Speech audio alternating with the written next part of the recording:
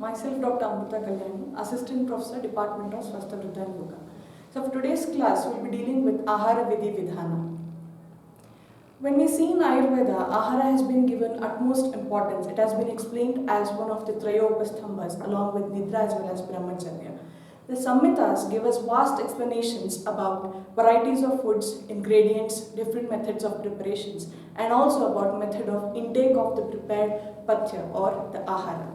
Rules of food intake and the importance is explained in Charak Samhita, first chapter of Vimansthana, under the heading of Ashtahara Vidhi Visheshayatana, which again explains the Upyoga Samstha, which in detail explains about the rules for diet intake. Now coming to the definition of Ahara Vidhi Vidhana, these can be defined as the set of dietetic rules which one has to follow to enable good digestion and enhance the bioavailability of the nutrients of the consumed food. In short, these are healthy eating habits and they are totally 10 in number. Now, as per the shloka of Charak Samhita Vimansthana, the Ahara Vidhi Vidhanas are Ushnamashniyat, Snigdhamashniyat, Matravat, Jirne, Virya Viruddha, Ishtadeshe, Ishta Sarvopakarnam, Na Ati Dhrutam, Na Ati Vilambit, Ajalpan, Ahasan, Tanmana Bhunjita and Atmanam Abhisamiksha. Now, what is the utility of this Ahara Vidhi Vidhana? Why the Acharyas have explained it. So these Ahara Vidhi Vidhana are applicable to both Swasthya as well as Atura. Hence, these proper following of these rules will help us to maintain the healthy life, that is Swasthya, and also to prevent the upcoming diseases. In present scenario, if we see, most of the diseases which are occurring globally are due to the ill lifestyle. That is, most of the diseases are non-communicable diseases. We see many people suffering from obesity, hypertension, diabetes mellitus, irritable bowel disease, as well as acid peptic disorders. So mainly, apart from the etiological factors, the most important hidden etiology is the improper dietary habits. So let us see in detail now about the Ahara Vidhi Vidhanas explained by Acharyas. First one is Ushnamashniyat, that is, what happens if one consumes the Ushna or warm or the fresh Ahara. So Acharyas explain that by consuming the Ushnahara, it does the Agni Udirana, that is, it enhances the dietary fire as well as appetite. Then Kshipram Jaram Gachi, that is, it helps in enhancing the process of digestion, and Vata Nulomati. That is, when the digestive power is good, then there will be no any GI disturbances like Atmana as well as Atopa, thereby it eases the process of digestion. Last one he explains as Shleshmanamcha Parirasayati, that is, good digestive secretions, that is the pancreatic amylase, salivary amylase and the bile juice, all will pour in required amounts, enabling proper digestion. Next one is Snigdha Mashniyat, that is, one has to consume the unctuous foods. What happens by this? That is, Bhujyamana Swadena, that is, it enhances the taste of the consumed food because it stimulates the taste buds in the oral cavity, thereby enhancing the taste of the food, which pleases the mind, thereby making the food more bioavailable to the body. Next is again same as that of Ushnamashniyat, that is Kshipram Jaram Gachati, Vatanulomayati as well as Agni Mudirati. It enhances the digestive power or the fire, thereby eases the process of digestion. Next he explains it as Tridi Karoti Indriyani, that is the unctuous food. It pleases the Indriyas and make them function properly as per the needed physiology of the body. Balabhivruddhi, that is, since it is a part of or Snigdhata is a guna of Santarpana, it enhances and brings the strength to the body. And Varna Prasada, that is, it promotes the complexion of the body. This is Matravatashnyat, that is, what quantum of food one has to consume in order to be healthy. That is, he says that if one consumes proper quantum of food, that is a balanced quantum, then they will not be Vata Pitta Kafan Apidaya. That is, the Vata Pitta Kapha do not get disturbed. That is a particular, if one consumes less quantum of food, then Vata gets aggravated. If one consumes excess of food, then Kapha gets aggravated. And if one consumes excess of pungent and spicy foods, then Pitta gets aggravated. Likewise, one has to balance the quantum of food, thereby balancing the doshas. Hence, that is possible only if we consume the Matravat Ahara. Then Ayu Vivardhayati, that is, one can keep all the GI disorders at a distance if he follows proper quantum of food as per his Agni.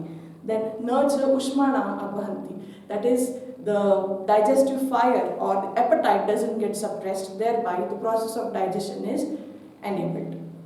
Next is Jirna Mashniya, that is consuming the food after the digestion of previously consumed food. This is one of the important dietetic rules which one has to follow, by which we can keep different diseases of the GI at distance. Like he says, Bunjamanasya swasthaneshu dosheshu, that is, proper avastha paka as well as nishtha paka will occur if one consumes the food after the digestion of the previously consumed food. So wherever the kapha has to be formed, it will be formed. Wherever the vata or pitta avastha paka has to be formed, it will be formed, thereby easing the process of digestion. Jatayam cha bubukshayam, that is, again it regulates the appetite. Vivruteshu cha sroteshu, that is, the food gets properly assimilated and thereby circulated into the systemic circulation. It doesn't get blocked in the channels, thereby cleanses all the digestive channels as well as the circulatory channels. Then Hridaya Vishuddhi, there will be no bloating or other GI disturbances occurring in the tract. Then again similar to Ushna, that is Vatanulomayati, and Vata Mutra Purusha Vegeshu Abhavat, that is, all the urges like the Vata, then Purusha as well as Mutra will be expelled in proper manner. So by this he explains all the process of ingestion, assimilation, circulation as well as excretion in a proper manner by the consumption of these Matravat as well as Jirna Mashni. Next, what we'll be saying is the Virya Aviruddha Ashniyat, that is, what happens if one will not consume the food which are not in opposite to their Virya. So Acharya says that Aviruddha Viryam Ashnam hi Viruddha Virya Ahara Janya Vikaraihi na upasrijyati, that is, by consuming the Aviruddha Ahara or Virya Aviruddha Ahara, one will not face various diseases that occur due to the consumption of Viruddha Ahara, like various he has mentioned as Kushta, Shandya, Unmada, etc. Next is Ishtadeshe Ishta Sarvopakaranam. Now he says that one has to eat food in the utensils as well as the place which will please the mind and which are good to see. That is, eating in congenial place provides with all the necessary appurtenances. Then eating at congenial place does not cause depression in the mind and pleases the mind. Therefore, one has to eat in clean and pleasing utensils as well as the place and circumstances. Next he says, Na ati dhrutam ashniya, that is, one should not eat hastily or in a fast manner. What happens if one consumes food in a hasty manner? He says, Utsnehana, that is, the consumed food may enter into the wrong part of the GI tract during the ingestion, thereby leading to various reflexes. That could be the cough reflex, then sneezing reflex, or even choking. Next is avasadana, that is, the food gets stagnated in a particular part of the GI. That is, if he goes on gulping the bolus or the meals, then the food will be stagnant in the upper part of the GI and will not be propelled properly for the lower part of the GI tract. Next he says apratishtanam, that is, no regular intervals of emptying as well as filling of the GI tract. Now even the process of digestion is divided into different phases.